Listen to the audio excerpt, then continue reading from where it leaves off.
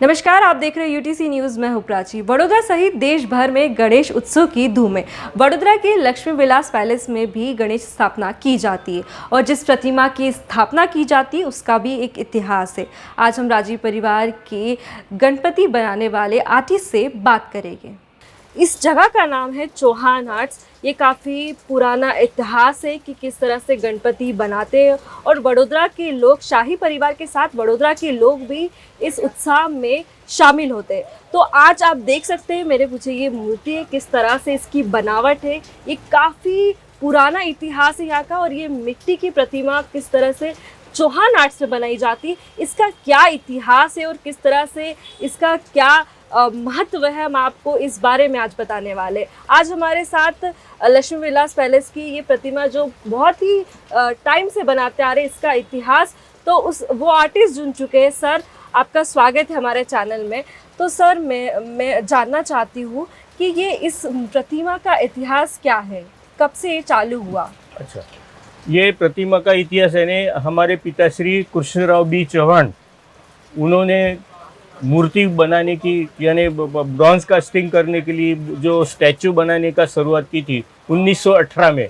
वो 1918 में होने के बाद उन्होंने जे स्कूल ऑफ आर्ट के अंदर 1933 के अंदर 33 के अंदर 1933 के अंदर उन्होंने जे स्कूल ऑफ आर्ट के अंदर डिग्री मिली थी। और डिग्री मिलाने के बाद एमएस यूनिवर्सिटी, जो बड़ोड़ा जो एमएस यूनिवर्सिटी है, उसके अंदर भी वो प्रोफेसर थे हमारे पिताश्री के बी चौहान।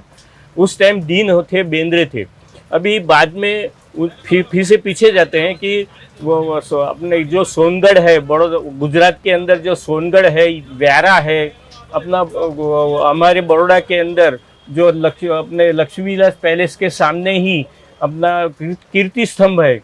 वो कीर्ति स्तंभ भी बनाने के लिए उसका मार्बल इटाली से आया था और इटाली के अंदर जो रेड कलर का मार्बल है वो यहाँ पर बड़ौदा में आकर उन्होंने ये इटाली के मार्बल के अंदर जो कीर्ति स्तंभ बनाया, जो आपके फोटोग्राफ में आप देख सकोगे, ये कीर्ति स्तंभ उन्होंने बनाया था। वो 1338 के अंदर बनाया था। बाद में उन्होंने अपने जो बड़ौदा शहर के अंदर जो कुन सोसाइटी है, प्रतापगंज है, बहुत सारे कीर्ति मंदिर है।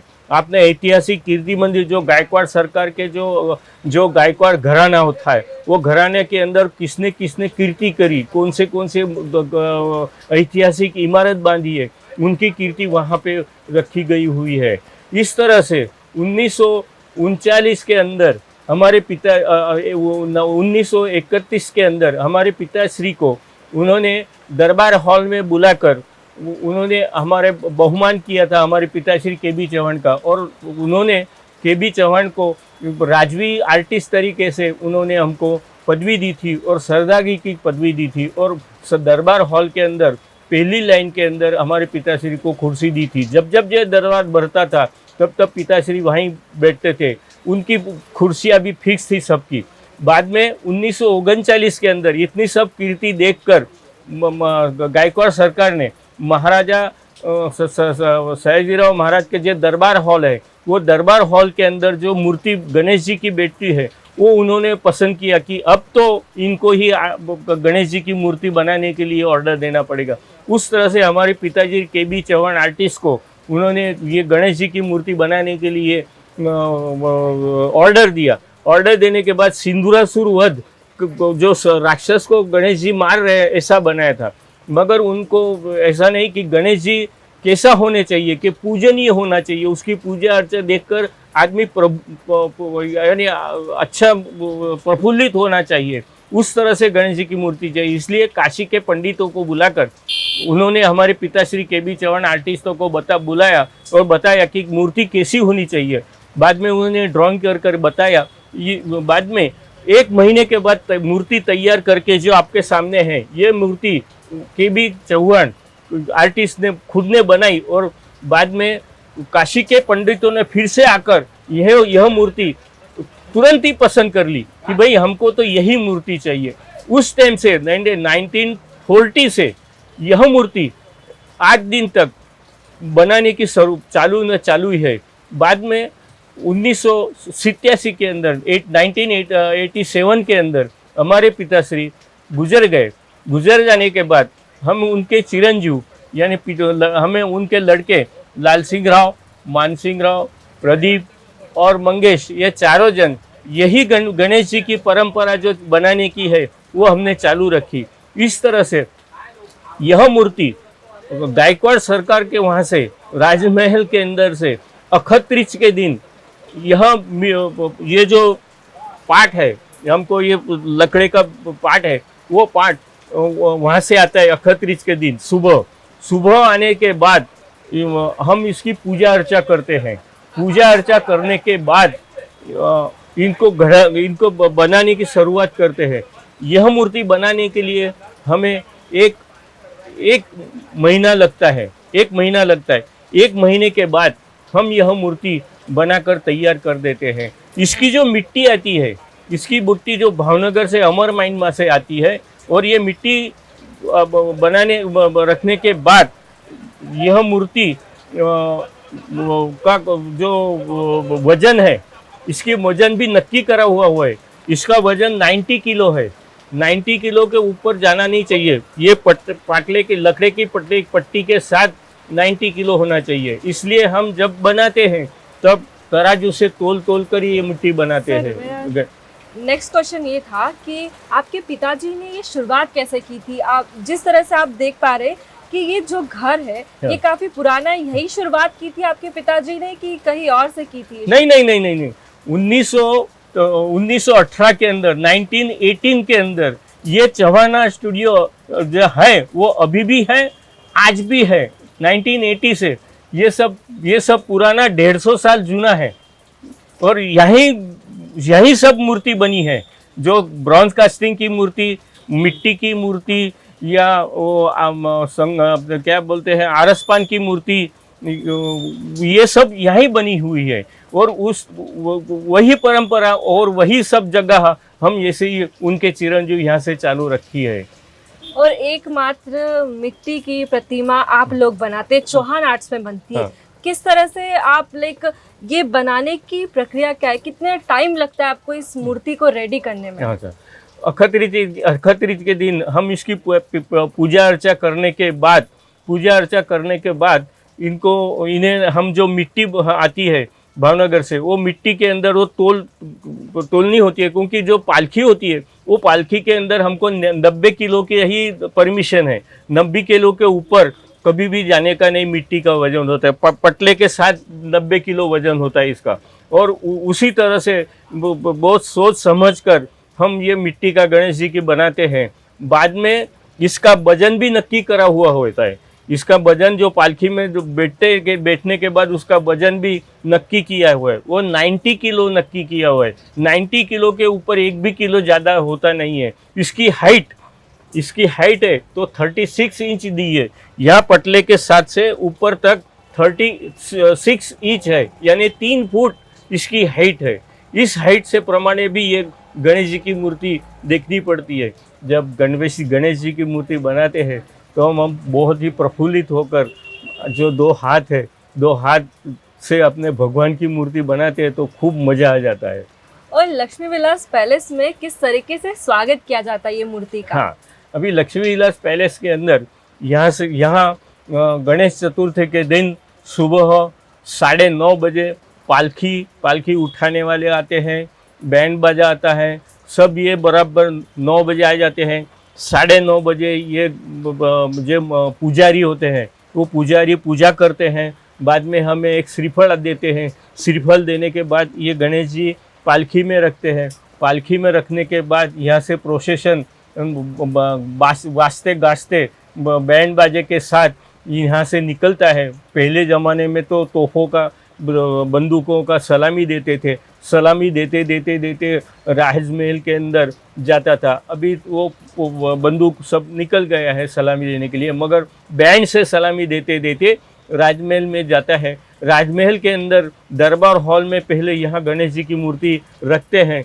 वहाँ रखने के बाद गायकवाड़ परिवार अक्खा यहाँ पर हाजिर होता है। उस परिवार को भी खूब आनंद लगता है। ऐसा माहौल कभी देखने नहीं मिलता है, साल के अंदर एक ही दफ़े मिलता है। और एक और चीज़ हमने सुनी कि मिट्टी की मूर्ति प्रतिमा से हम जो भी मांगते हैं वो हमारी मनोकामना पूरी हो जाती है, इसमें इस बात में कितनी सच्चाई है? सच्चाई है, सबको पता नहीं है।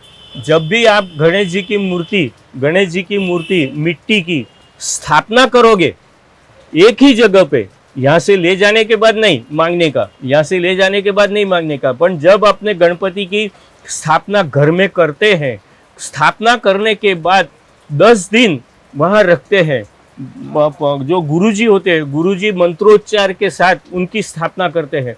स्थापना करते दफे जो भक्तों आते हैं, जो भक्तों को जो मांगेंगे वो मिलता है।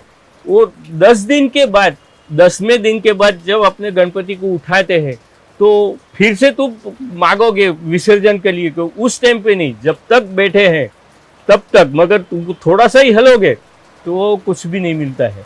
उसका बहुत लोगों ने अनुभव किया है। आतिश जी, इस प्रतिमा के बारे में आप कुछ बताइए, क्योंकि काफ़ी सुंदर तरीके से इसकी जो करा गया है, काफ़ी सुंदर तरीके से प्रतिमा बनाई गई। आप इस मूर्ति के बारे में कुछ बता सकते हैं कि मूर्ति बनाने के लिए इसको फिनिशिंग का भी बहुत ध्यान, ये शेप है, ये आकार है, ये आकार बनाने के लिए भी बहुत ध्यान रखना पड़ता है। ये फिनिशिंग है जो चमकता है वो भी खूब ध्यान से रखना पड़ता है। जब कलर मारते हैं, पहले आज तो मशीन निकला है, पहले ज़माने में तो हम ये कलर सब हाथ से लगाते थे, मगर वो हाथ से लगाते 3 दिन लग जाते थे उस टाइम पर। मगर अब मशीन आया है तो एक ही दिन में ये गणेश जी की मूर्ति का कलर हो जाता है। कलर लगाते दफे कहाँ पे कलर चाहिए, कहाँ पे कलर नहीं चाहिए, वो भी खास ध्यान रखना चाहिए। इसका जो पॉलिशिंग है, इसका पॉलिशिंग को भी बहुत ध्यान रखना पड़ता है। वो भी मशीन से अभी होता है, पहले हाथ से होता था। कितने लोग लगते हैं इस मूर्ति को बनाने में? हमें 4 जन लगते हैं। आप 4 लोग बनाते 4 लग हैं। अभी हम इसके अंदर भी हमने अलग अलग पोर्शन रखे हैं। मैं मिट्टी का मूर्ति बनाता हूँ, दूसरा भाई आता है वो फिनिशिंग करता है, यानी साइन पेपर वगैरह मारता है। तीसरा भाई आता है वो कलर करता है, सब। और चौथा भाई आता है वो सब ऑर्नामेंट्स वगैरह सब कैसे होते हैं वो 4 ही बार बरसों से हमने पिताजी गुजरने के बाद ये नक्की किए हुए इंसानों को सब हम काफी सुंदर मूर्ति। आप इसे घुमा के बता सकते हैं कि आप बता रहे थे किस तरह से अभी ये मूर्ति है। ये मूर्ति जब आप देखोगे तो एक मनुष्य है, ऐसी ही रीत से आप कोई व्यक्ति बैठी है, व्यक्ति यानी कोई आदमी बैठा है ऐसा लगता है। आपको मैं घुमा के बताता हूँ। जी बिल्कुल, घुमा के बताइए। काफी सुंदर प्रतिमा, साइड पोज भी देखोगे तो सुंदर लगेगा। आप देख सकते हैं किस तरह से गणपति जी की सुंदर प्रतिमा बनाई गई है।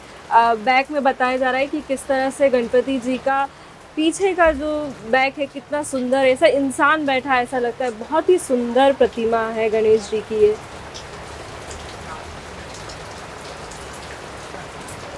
ये हाथ है वो भी पुरुष के हाथ लगने चाहिए। जी बिल्कुल, पूरी प्रतिमा काफी सुंदर है। ये पुरुष का हाथ है ये सब।